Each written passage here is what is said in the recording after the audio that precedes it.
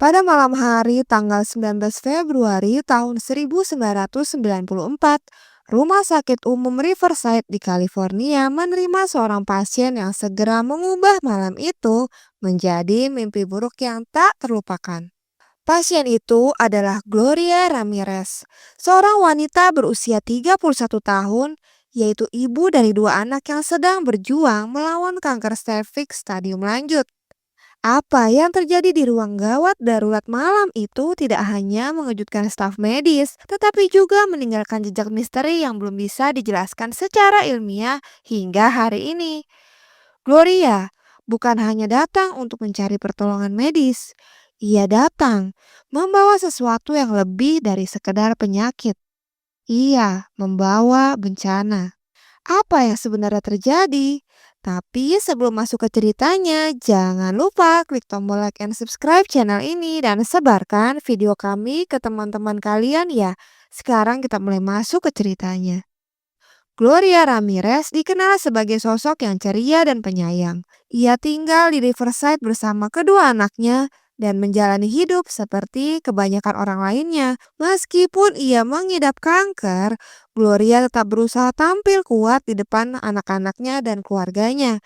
Ia tidak pernah menyerah untuk memberi cinta dan semangat kepada orang-orang terdekatnya. Tidak ada yang mencurigakan dari kehidupan Gloria. Ia bukan orang yang aneh, tidak terlibat dalam aktivitas ilegal, tidak memiliki musuh, dan tidak pernah membuat masalah. Namun, semua persepsi itu berubah hanya dalam 45 menit sejak ia masuk ke rumah sakit. Singkat cerita, sekitar pukul 8 malam, para medis membawa Gloria ke UGD karena ia mengalami kebingungan. Ucapan yang tidak jelas, detak jantung yang sangat cepat, dan tekanan darah yang sangat rendah. Ia hampir tidak bisa bernapas dan tubuhnya tampak lemas. Tim medis rumah sakit langsung melakukan tindakan penyelamatan. Mereka memberikan oksigen, mengukur tanda-tanda vital, dan mempersiapkan obat-obatan penstabil. Tetapi, sesuatu yang aneh segera mulai terasa oleh mereka yang berada paling dekat dengan Gloria. Kulitnya tampak mengkilap, seolah ditutupi lapisan minyak yang sangat kental. Aroma tajam menyeruak dari tubuhnya, campuran antara bau bawang putih dan bau busuk. Para medis yang menanganinya merasa tidak nyaman, tetapi tetap berusaha menyelamatkan nyawanya. Sampai pada suatu saat ada seorang perawat bernama Susan Ken. Dia mencoba mengambil darah dari lengan Gloria. Ia melihat sesuatu yang benar-benar tidak biasa. Dalam tabung darah tersebut terdapat partikel putih yang mengambang, menyerupai kristal kecil yang belum pernah ia lihat sebelumnya. Seketika setelah darah itu diambil dan terpapar udara, hal-hal mengerikan mulai terjadi. Susan Kane, perawat pertama yang menyentuh darah itu, tiba-tiba jatuh pingsan.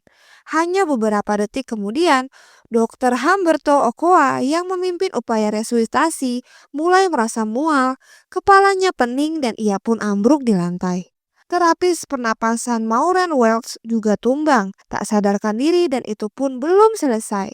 Beberapa perawat mulai mengalami gejala seperti sesak napas dan bahkan kelumpuhan sementara.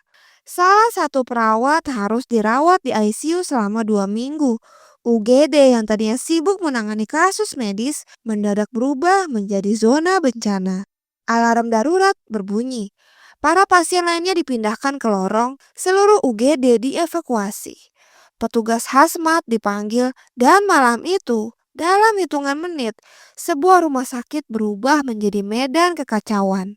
Meskipun para dokter dan perawat telah melakukan segala yang mereka bisa, jantung Gloria berhenti berdetak pada pukul 8.50 malam, hanya 35 menit setelah ia pertama kali tiba di UGD. Namun kematiannya bukanlah akhir dari kejadian malam itu. Justru, itu menjadi permulaan dari sebuah misteri medis yang belum terpecahkan hingga saat ini.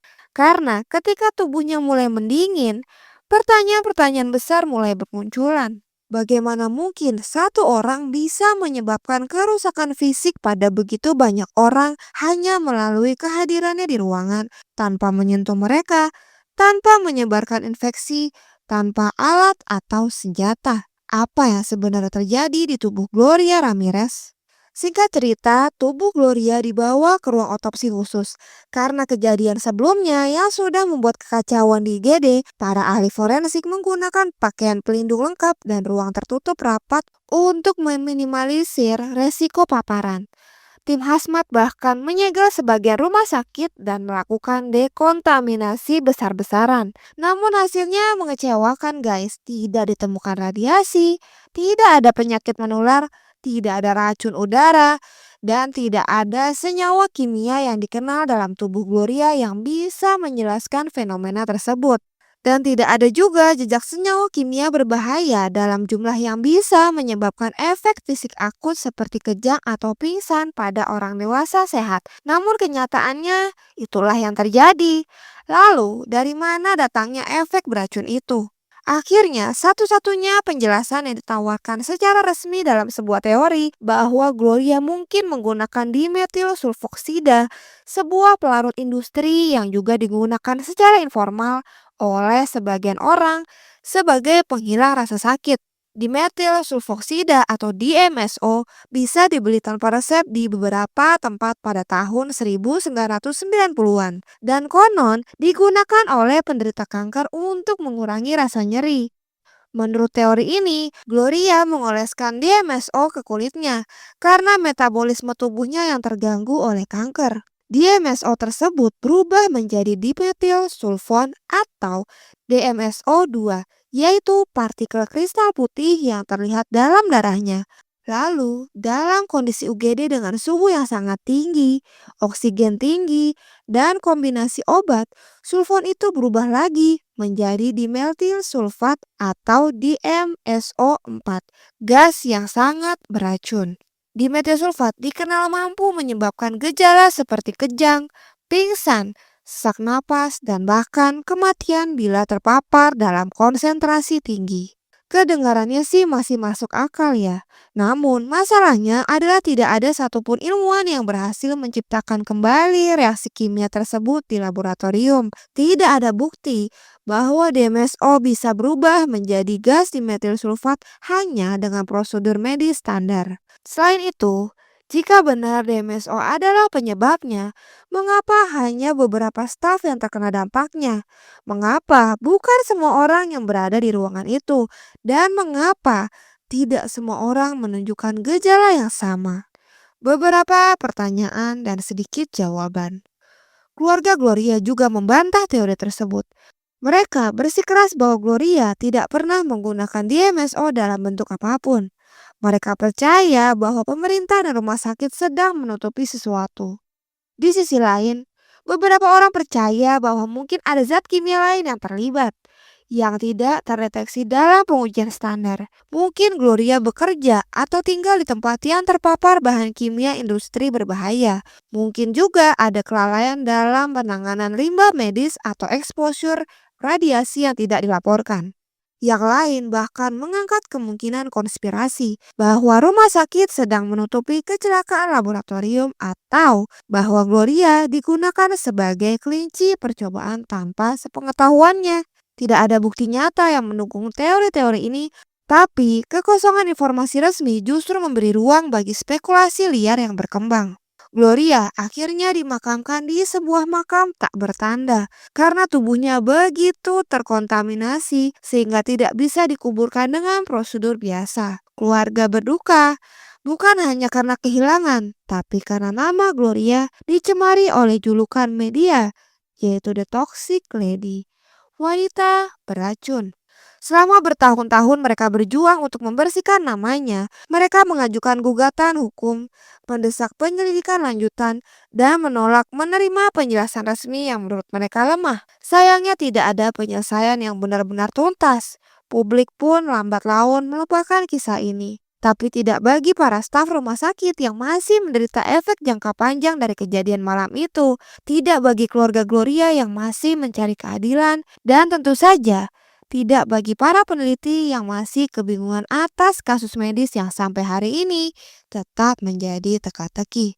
Ini adalah kisah tentang tubuh manusia yang entah bagaimana menjadi beracun bagi orang-orang di sekitarnya. Tentang malam ketika semua yang kita tahu tentang sains, medis, dan logika tampak tidak berlaku. tentang seorang wanita yang datang ke rumah sakit mencari pertolongan, namun justru membuat ruang IGD bertekuk lutut. Dan hingga hari ini, lebih dari 3 dekade sejak malam itu, kita masih belum tahu dengan pasti apa penyebabnya. Jadi itulah guys kisah tentang Gloria Ramirez, sang wanita beracun. Terima kasih yang sudah menonton kasus ini. Mohon maaf jika ada kesalahan dalam penyebutan nama baik korban atau tersangka. Sampai jumpa di kasus selanjutnya.